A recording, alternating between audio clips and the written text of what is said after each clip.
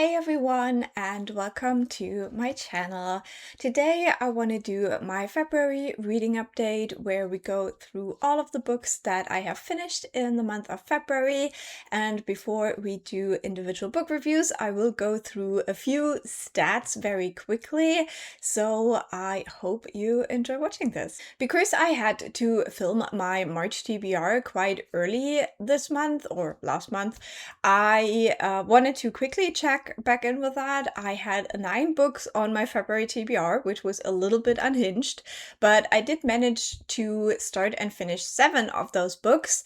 2 other ones I have kind of pushed back a little bit. I will try to read them later in the year, but I think I did really well with that. And overall, this month I managed to finish 9 books, which is also quite good, but that was also because I read a few shorter books, because page-wise I did read way less than in January, and we will talk about the reason for that at the end of the video a little bit. So let's just start with those stats. So the idea behind my stats in my monthly wrap-ups is that I want to try to keep track of my TBR.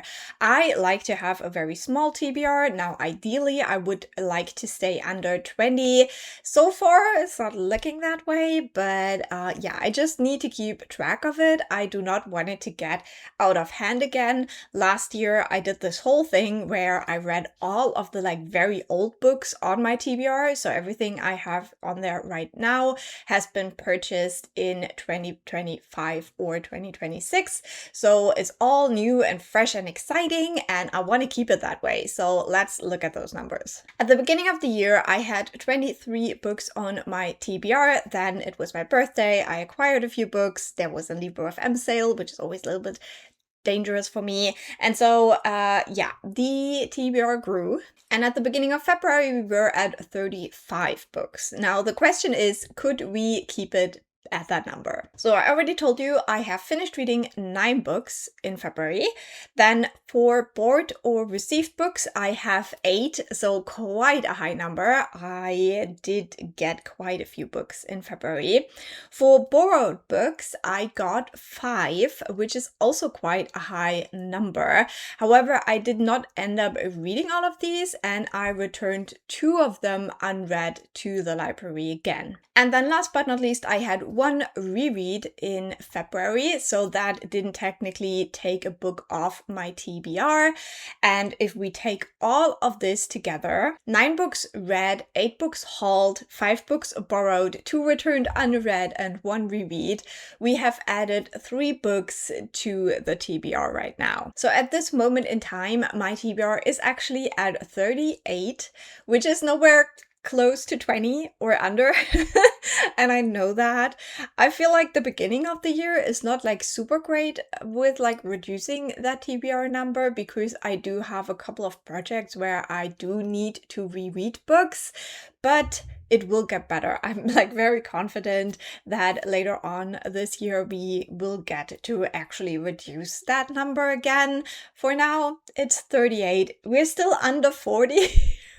Which I keep trying to tell myself that that is a good thing. So let's just end it with that.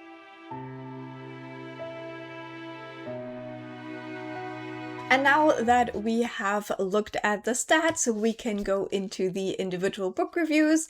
As we will have 9 books to discuss, I'll try to keep it short. And if you want to hear more thoughts, I have my reading vlogs as always for the month, where I go into more detail. Now, the first book I finished in February was my reread, and it's also just a very cute little manga. It is a Cheese Sweet Home Volume 1. Now, I set myself the goal to reread this whole little series because we have 12 volumes and I now own all 12, so I thought I'd just start from the beginning and read 1 each month. Now, I didn't manage to finish it in January because I was working on other books, but at the beginning of February I got the first one out of the way. This is just really sweet. We follow a little cat called Shea who gets lost from her family and she's all alone, and then she is adopted by a Japanese family. Shea with a little toddler. And so it's kind of like just them adjusting to each other. She had never lived with humans before, and these humans had never lived with a cat before. So in this first volume, it's just all about them kind of like adjusting, and it's just really, really adorable. I gave this one 3.5 stars. Then for Black History Month, I really wanted to focus on Black authors, and that's what I did for the rest of the month. And the first book I picked up is a birthday gift I had just received, and it's from one of my favorite authors, so I thought it would be a great way to start off the month, and that was The Death of Vivek by Akwaeke and Emezi. Now, I have read quite a few Akwaeke and Emezi books before. However, those were mostly the YA fantasy books they've written, and then also their romance book. Now, I did not like the romance. I do enjoy the YA fantasies, but this one is a literary fiction. It's an adult book where we learn about the life and death of Vivek. So this is a book that is set, or the story is set in Nigeria, and we do follow this person who is queer, who does express gender differently than what is expected of this person. And we do see kind of like what happens. We learn a lot about the family and the friends of this person, and at the end, kind of like what killed Vivek. And I really, really enjoyed this book. This is definitely a hard read, but it's also not too long. Now, I did have a couple of like smaller issues with it. One is that we have like 2 sex scenes in this one that I felt a little bit uncomfortable with, just the way it played out. And then we also just don't really have enough of Vivek in this book. We do hear a lot about like one particular like childhood friend and then also the family, but I just wanted more Vivek in this one. And so overall, I gave this one 4 stars, but it definitely is like a very, very good book that I would recommend you read if you are prepared that this is kind of a really sad story in a way. And yeah, a great way to start off that reading month. Then the next book I finished was my audiobook, and that was Raybearer by Jordan Ifueko. This is a YA fantasy book that has been like really, really hyped. Like my expectations for this were definitely too high, and I feel kind of sorry for that, but yeah, I just wanted to love it as much as all the people around me seemed to love this one. It didn't quite work out, but I still think it was a good book. Now, in Raybearer, we are following a young girl. We start out when she is really just a child, and she has lived in this house, Bukina house, for all of her life. She has been tutored by these different people, and very, very rarely she sees her mother. Now, her mother has a particular wish that she wants her child to fulfill, and is to kill the crown prince. So when our main character is still really, really small, she is sent to the palace to take part in these trials where the crown prince will choose his council. And so her job is to become a council member, because only a council member can kill kind of the regent, and that's her job, like become the council member and then kill the crown prince. However, things don't go the way the mother planned. Our main character is very strong and has a strong will, and so she decides to forge her own path, and on this way she uncovers some big secrets of this world, and she has to kind of figure out what to do with all of that knowledge. In the end, I did enjoy this one. I felt like the beginning just was a little bit slow. It takes about a fifth of the book to kind of get to the time jump into the actual like YA area where the characters are like 16-ish. And the beginning, I was just very confused that the main character was so young at the beginning of the story. But yeah, I don't like time jumps, so that was already a little bit difficult for me. But then also, yeah, I just felt like the stakes were building up quite slowly, and sometimes I just wished to explore the characters a little bit more. I think there's a lot of like interesting stuff going on, but we never went as deep as I wanted to go. And so overall, I gave this one 4 stars. And as I said, I think it's a fascinating story. For me personally, my expectations just were too high. Then next, I finished a book that I got from the library, and I have already returned, so I cannot show it to you right now. But that was Small Worlds by Caleb Azumah Nelson. Now, I have read Open Water by the author many years ago and I loved it, so I was really, really intrigued to read his second novel. Those are not connected in any way, but I just loved the writing style of the first book, and I just wanted it applied to another story, and this is exactly what I got with Small Worlds. In this one, we follow a young black man in the UK. He is finishing off school and he's starting to think about what to do with his life. He has this very, very deep love to music in like all forms. Like, he really, really just loves the expression through music, so he thinks this is kind of like the path he will take. And he also has this like best friend, like childhood best friend, that he has been in love with for a while, and so it's also the question of like, should he tell her and how will she react, and will they have this like future together that they've always dreamed of as, you know, students of music and stuff like that, or will other stuff happen? And this book also deals with kind of like family immigration history, because his parents came from Ghana to the UK, and so we also learn about their story quite a bit, and it is just very, very beautiful. Now, the Ghana part of this book, like in the back of the book, it sounds a little bit like you get a lot of like stuff in Ghana as well. That does not happen. It's mostly set in the UK, but obviously it deals with this heritage in a way. And it also deals with like community, and it was just perfect. It was perfect. Like, this was exactly the book that I wanted this author to write. I gave it 5 stars. I think it's completely flawless. The writing style is so good. It's so poetic.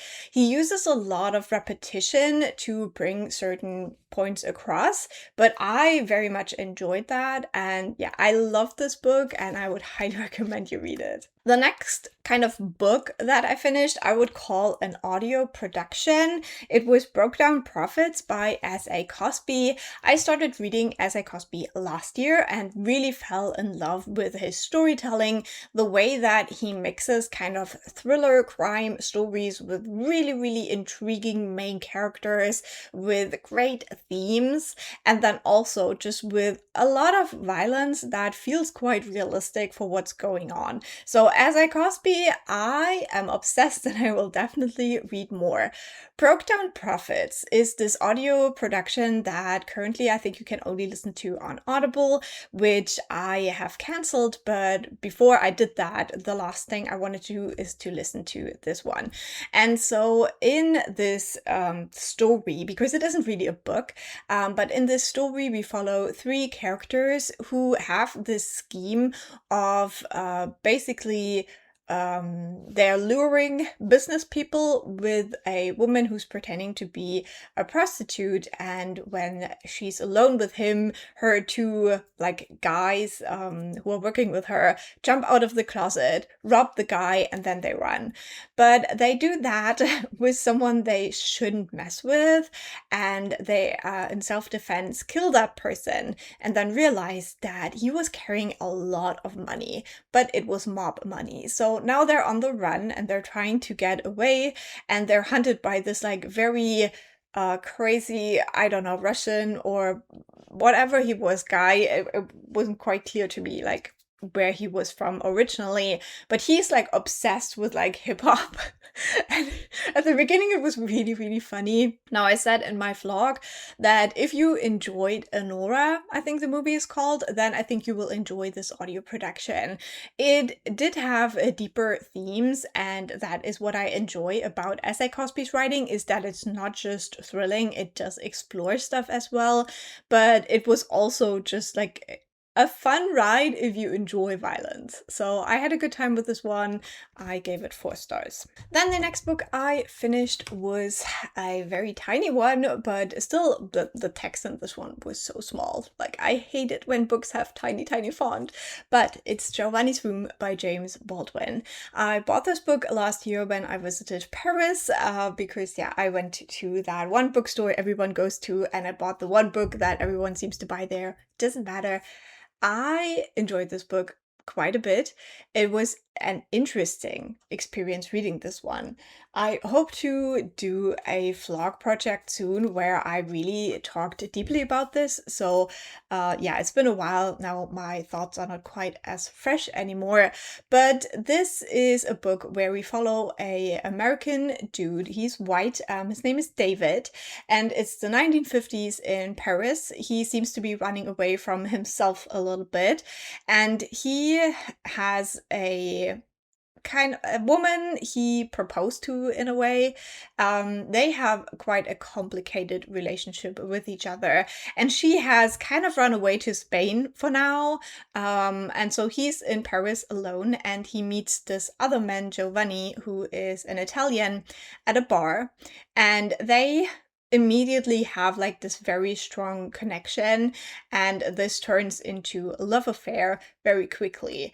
And we explore kind of like those couple of months they are together until the woman returns from Spain, and then kind of what happens afterwards. Now, David is not a good guy at all. David is so deep in the closet that he can't consider anyone outside of himself, and he is careless. He's a careless person, kind of destroying the lives of the people around him. And I thought that was such a fascinating look at the things. I think it is interesting that James Baldwin in this one is writing about a white character. I think David only works because he is a white American, because in his position he also feels a superiority. He feels superior to the other people around him, be it his like fiance, be it Giovanni, or the French gay man that he meets. It's yeah, it's kind of like disgusting in a way. Read this book, but I also thought it was a very interesting exploration of this kind of character, and I gave it 4 stars. And then I finished another audiobook, and I think with this one we can keep it short because it was Redemptor by Jordan Ifueko. This is the sequel to Raybearer. This is a duology, so within these 2 books the story is told. And it was like really satisfying to read the whole duology in 1 month, I must say. This one I also gave 4 stars. I also think it was a good book, but again, my expectations were quite different from what I got with this one. Now, because of stuff that happens at the end of the first book, we know that our main character will have to fulfill a certain task and then go to the underworld. And in my head, I expected that to be kind of a 50-50 thing, you know, like half of the book she is like fulfilling the task, and then half of the book will be the journey through the underworld. It's not that. So again, the pacing was like very different from what I expected. We do get introduced to another character in the second book, the crocodile, and this was where the story got so interesting to me. I really loved the character of the crocodile and kind of like what he stood for. It was very interesting to explore that. Now, this is still a YA novel, and I think if it would have been adult, we could have dealt with some of those questions much more deeply. I think it's okay for YA to keep it at that level. But yeah, that was like one thing I really loved about this sequel. The whole journey through the underworld thing was a little bit underwhelming for me in the end, but still interesting. And overall, I just had like different expectations, and sometimes it makes it like really hard to enjoy a book that just does things differently than you thought they would be. Then I finished my read of Mama Day by Gloria Naylor. I do have a complete reading vlog for this book, as Gloria Naylor was one of the 5 authors I wanted to read this year. I'm very happy that I started the year out with this author, as I had been intrigued by her books for a very long time. And Mama Day definitely did not disappoint. This was a very interesting reading experience. Mama Day came out in the 80s and is also set in the 80s. And we are following a kind of a place and kind of a family. Both are interconnected with each other. We do have 3 women of this family still alive. We have a grandma and a granddaughter, and then the grand aunt, basically. And these 3 women are deeply connected to this little island that doesn't really belong to any state in the US. It has always kind of done its own thing.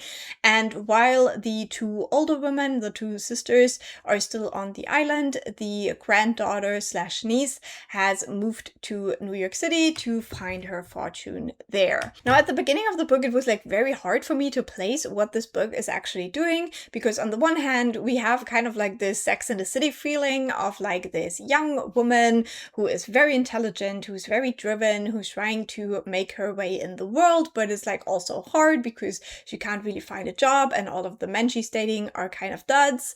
And we see her journey with that as she meets this man called George, and they seem to have like this weird connection, even though when they first start like meeting and dating, they have like a lot of like awkwardness and stuff like that. So that was kind of like an interesting thing, and it had this like kind of like this rom-com nostalgia almost. And then we're looking at the 2 older women who are still on the island, and we do have this like magical undercurrent with that story. The main character, Mama Day, is kind of a healer. She has this garden, a place called The Other Place that is very important for the story. And we see that she seems to have like abilities that the people of this island seek out to get help from her. So this just like unravels and spins, and also the tone shifts quite a lot throughout the book. It gets quite a bit more magical towards the end. And overall, I really enjoyed the journey. I gave this one 4 stars. Sometimes I was just sitting there like, yeah, I'm here for the ride. I loved the writing style. I feel like the writing is what really pulled me into the story in the first place. I feel like with the plot, I didn't always love the plot, but I did enjoy seeing these characters, and I loved kind of like the world building and the writing style of this book quite a lot. And then the last book I finished in February, again, it was an audiobook, and that was I Am the Dark That Answers When You Call by Jamison Shea. This is the sequel to I Feed Her to the Beast and the Beast Is Me. It is a YA horror book, and in this one, in the first book, we follow a black ballerina in Paris as she is trying to make it big. However, the odds are stacked against her because she's black. She has to deal with a lot of like underlying racism, and while she's like really, really good, she's like top of her class, she just doesn't get the same opportunities as her white classmates. And so one day she finds this river of blood that is running under the city of Paris, and it turns out that this is an ancient god and she can make a deal with it, and that's what she does, and that changes things a lot. And at the beginning of the second book, our main character still has to deal with a lot of the things from the first book. Like, a lot has changed, but like the areas of conflict are still pretty much the same. The main character in this book is extremely angry all the time. And for me, it was a little bit difficult to see like deeper, see beyond the anger, see what the character is all about in her core, like underneath the anger.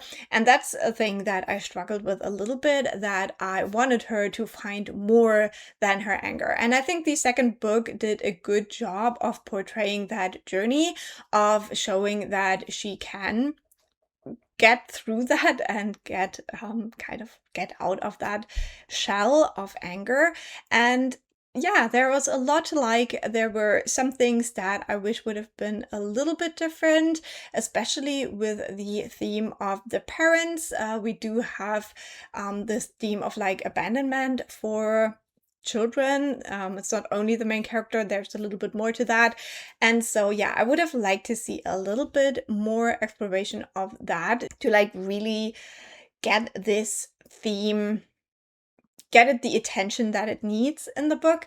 Overall, in the end, I gave this one 3.5 stars. I think it was a very, very good sequel to the first book, very consistent storytelling. And I think if you liked the first one, you will probably like the second one as well. And with that, I have finished another duology. So well done, me. And with that, we have also come to the end of the video. Now, at the start of the video, I said I would explain to you why my reading this month was so much less than in January, and what is to blame is Stranger Things. I finally finished watching Stranger Things to celebrate the final season and the many years of my life that I have been a fan of the show. I started at the beginning and I rewatched everything. And so the last 2 seasons of Stranger Things have extremely long episodes, like some are like 90 minutes and the final episode is 2 hours. So that just took quite a bit of my reading time. I'm not mad about it. I'm really not. I really enjoyed this journey. I watched the final episode last night and I promise you I was a mess. I was like ugly crying and it's such a journey for me and for these characters that has come to an end now. I know that not everybody loved how this ended, but I definitely did. For me, it fulfilled kind of like the promise of the show. And when I was watching like the different seasons, I was always like, oh, this season was the best. And then the next one, I was like, this season of the best. And maybe the 5th season wasn't like the best, but then also they're all very different. And I did appreciate a lot of the final season, especially around Holly as a character. There was a lot of like Alice in Wonderland imagery that I really enjoyed. And so overall, I had a great time watching Stranger Things, and I can't believe this journey is over. When I think back, like when I watched the first season, I just started working at university. I had not even started thinking about my PhD project yet, and that is just wild to me. That was such a big part of my life that kind of like Stranger Things was with me. And yeah, now it's over. And we can say the same thing for this video because this video is over now too. I hope you enjoyed. If you watched Stranger Things, let me know. What did you think of the ending? Did you enjoy it or were you mad? And also, what have you read in February? Were there any standouts that you want to let me know about? I would love to hear from you in the comments. And also, don't forget to leave a like. That always helps me out. And I'll talk to you very soon. Bye!